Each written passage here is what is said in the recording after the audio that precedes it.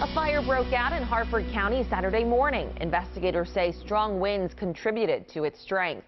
The owners of the home on Abingdon Court smelled smoke and saw a fire in their back patio around 10 o'clock.